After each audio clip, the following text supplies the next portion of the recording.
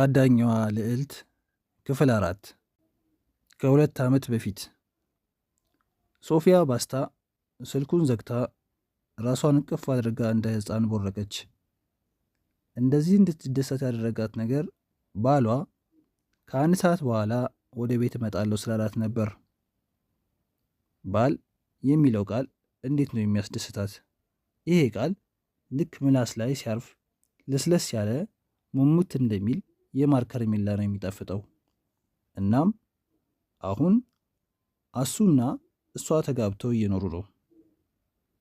እሱ ፍራንኪ፣ የእሷ የጨለማና የሐዘን ዘመን ጓደኛዋ፣ የዚያ ተስፋ አስቆራጭ የኒውዮርክ ሕይወቷ አካል ፍራንኪ፣ ባለብሩህ አእምሮና ልቅም ያለ ቁንጅና ባለቤት ፍራንኪ፣ የዓለም ብቸኛዋ ብልህ ሰው ፍራንኪ ሌሎች ከእሷ የተሻሉ ምርጥ ውብ ሴቶችን መምረጥ ሲችል እሷ የእሱ ሙሽራ እንድትሆን እና የሕይወት አጋር እንድትሆን አድርጎ ስለመረጣት እጅግ በጣም ውድድና ምልክ ታደርገዋለች።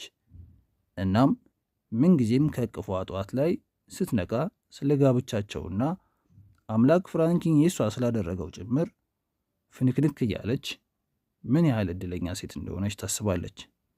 ቀጥላም ስለ እሷ የሕይወት ታሪክ ታስባለች። እኔ ሶፊያ ባስታ የሞሮካዊቷ ልዕልት ሜሪያም የልጅ ልጅ ነኝ። ስለዚህም እኔ ተራ ሰው አይደለሁም። ስለዚህ ፍራንኪ እኔን ከሌሎች ሴቶች ሊመርጠኝ መቻሉ ግድ ነው። የሶፊያ ባስታና የፍራንኪ ማንቺኒ ቤት ባለ 2 መኝታ አፓርታማ ሲሆን ቤቱ የሚገኘውም በቬርሲ ሂልስ ውስጥ ሲሆን ሶፊያ ከአንድ ሰዓት በኋላ የሚመጣውን ባሏን ለመቀበልም ቤቱን ሙሉ በሙሉ አስጊጣና አሸብርቀዋለች።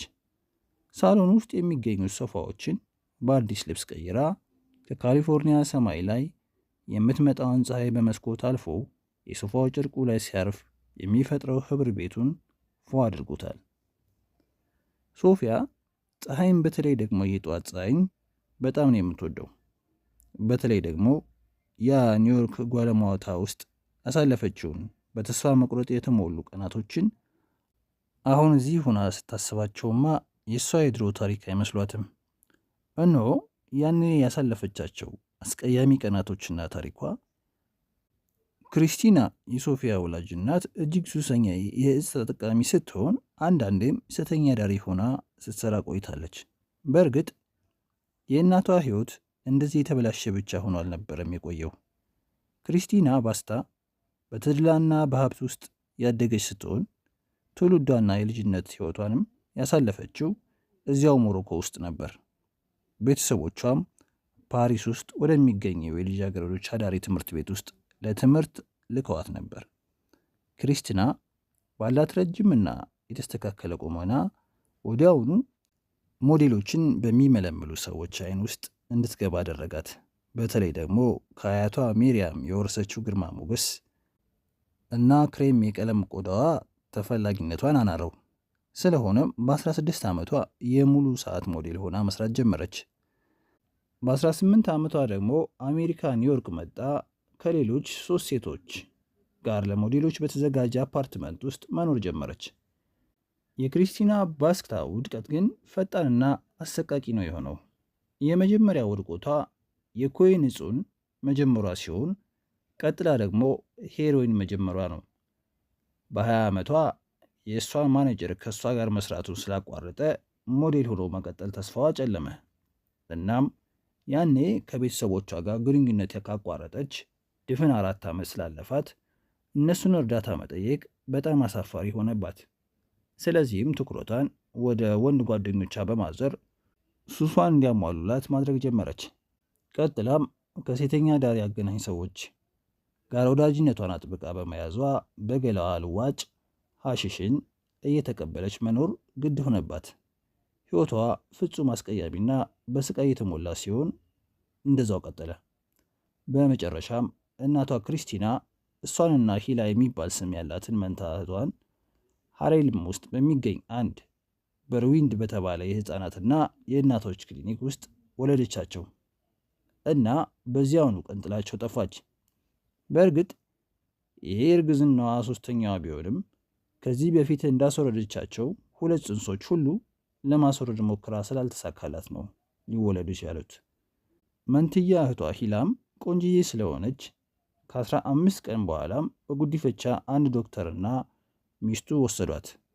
እናም ከዚያ በኋላ ሶፊያ ሕይወት ያቀረበላትን ዕጣ ፈንታ ተቀብላ በብቸኝነት መኖር ጀመረች። ሶፊያ 6 ዓመት ሲሞላት ብሩክሊን ውስጥ በሚገኝ ቅድስት ማርያም ጓላሞታ ውስጥ እያለች የእናቷ ሞት መርዶ ለጓላሞታ ኃላፊዎች ደረሰ። መርዶም ብቻውን ሳይሆን የመጣው ከእናቷ ትንሽዬ ውርስ ጋር ነበር።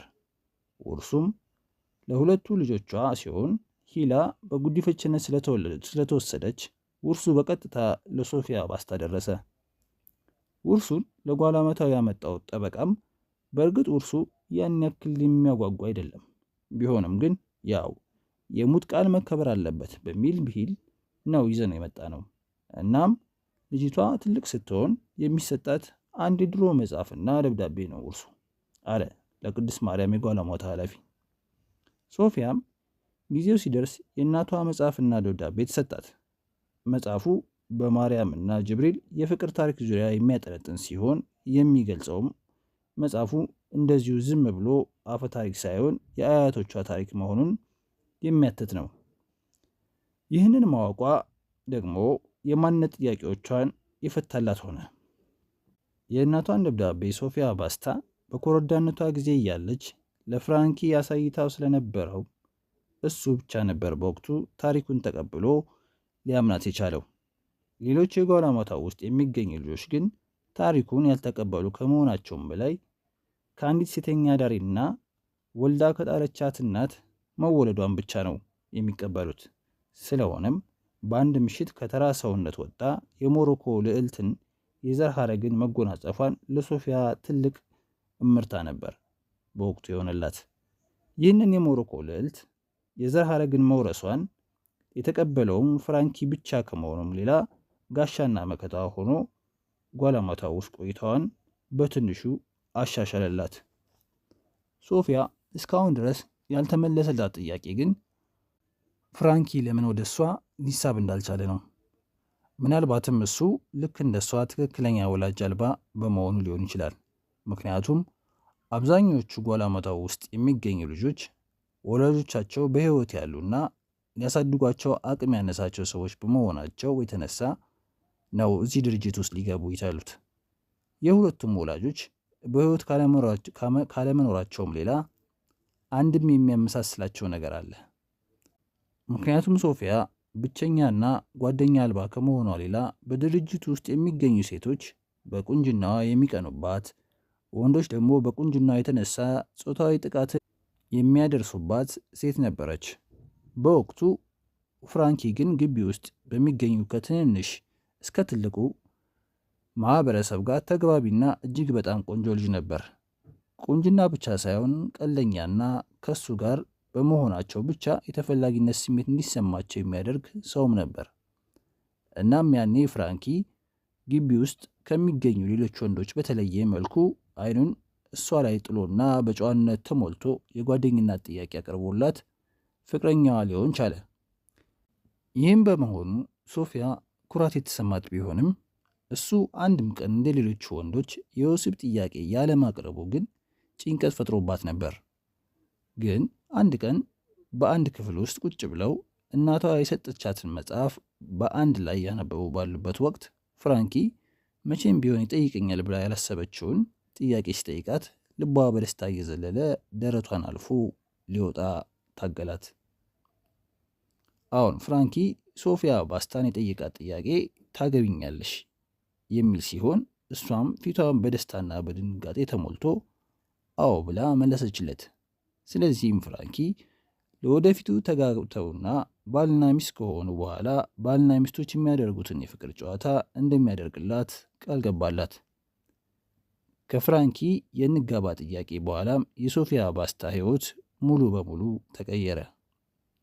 በእርግጥም የ18 ዓመቷ ካከበረች በኋላ ከፍራንኪ ጋር ጋብቻቸውን ፈጽሙ። ቃል እንደገባላትም በሰርጋቸው ምሽት ላይ ክቡር ገላዋን ከገላዋ ጋር ሊያገናኝ በቅቶ በሕይወቷ የማትረሳው የ4 ደቂቃ ጣፋጭ ደስታን ሃርሌም ውስጥ ከሚገኘው ባለ 1 ክፍል ቤታቸው ውስጥ መገባት። ከጋብቻቸውም በኋላ ለ2 ዓመታት ያህል ሶፊያ በሆቴል ውስጥ አስተናጋጅ ሆና ስትሰራ፣ ፍራንኪ ደግሞ የትምህርቱን መማር ጀመረ። ፍራንኪ ጎበዝ ተማሪ በመሆኑም ገና ሳይመረቅ በአንድ ሎስ አንጀለስ ውስጥ በሚገኝ የጠበቆች ቢሮ ውስጥ ስራ አገኘ እና አንድ ሻንጣ ልብሳቸውን ብቻ ይዘው ኒውዮርክን በመሰናበት እዛ ካሊፎርኒያ ውስጥ ሊመጡ ቻሉ። ካሊፎርኒያ ውስጥ መኖር ከጀመሩ 2 ዓመት ቢያልፋቸውም ሶፊያም ሎስ አንጀለስን በጣም የምትወድ እና ቀድማ እንደገመተችው አይነት ቦታ ሆና ብታገኛትም ህይወቷ ያን ያህል ሙሉ ነው ብሎ ለመናገር የሚከብድ ነው። በተለይ ደግሞ የፍራንኪ በስራ አምሽቶ መግባት፣ ለመስክ ስራ ሲሄድ ጥሏት መሄዱና ልጅ ያለመውለዱ የኑሮ ጉለቶች ናቸው። ለነሱ ልጅ ያለመውለድ አንደኛው ምክንያት ደግሞ ፍራንኪ ከሷ ጋር በጣም አልፎ አልፎ የሚያደርገው ወሲብ ነው። ለዚህም የሚሰጣት ምክንያት በቃ ልዩ እንዲሆን እፈልጋለሁ። አየሽ፣ በተደጋጋሚና በየቀኑ ብናደርገው የተለመደና አሰልቺ ይሆናል። ሶፊያም እንደፈለጉ ያህል ለተከታታይ ጊዜ ቢያደርጉት እንኳን ለእሷ ልዩ እንደሆነ ብትነግረውም የተለወጠ ነገር አልነበረም። ስለዚህም ሌሎች እሱ የሚያደርግላትን ነገሮች በማሰብ የወሲቡን ነገር ችላ ለማለት ተገደደች። ደግሞም እሱ ፍቅሩን በተለየ መንገድ ያሳያታል። ማለትም ከእሷ ጋር ምርጥ የሆኑ ፎቶዎችን ይነሳል። ሌላ ወንድ ሲያያት እንደ እብድ ይቀናል። የምትለብሳቸውን ሰውነቷን የሚያጋልጡ ልብሶችን እንድትቀይር ይጨቀጭቃታል። የምትቀባውን ሽቶ ሰዎችን እንደሚስብ በቅናት ይነግራታል።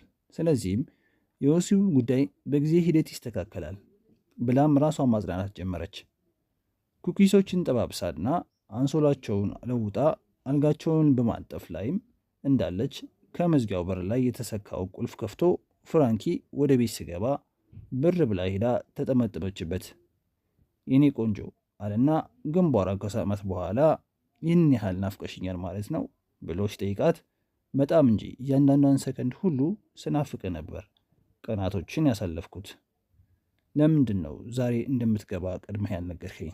ከአውሮፕላን ማረፊያው ድረስ መጥቼ እቀበልህ ነበር ብላ ጠየቀችው። ብነግርሽማ እንደምትመጪ አውቃለሁ፣ ግን ሳታስቢው ላስገርምሽ ፈልጌ ነው አለና ይህቺ ውብ የሆነች ሚስቱን በአድናቆት ተሞልቶ ተመለከታት። ምንም እንኳን ለጥቂት ጊዜያት ቢሆንም በስራ ምክንያት የተለያት፣ እሷ ግን ከበፊቱ የበለጠ ውታ ጨምሮ ነበር ያገኛት። እናም በእነዚህ በተለያት ጥቂት ቀናቶች ውስጥ ይበልጥ አምራና ደምቃ ነው የጠበቀችው።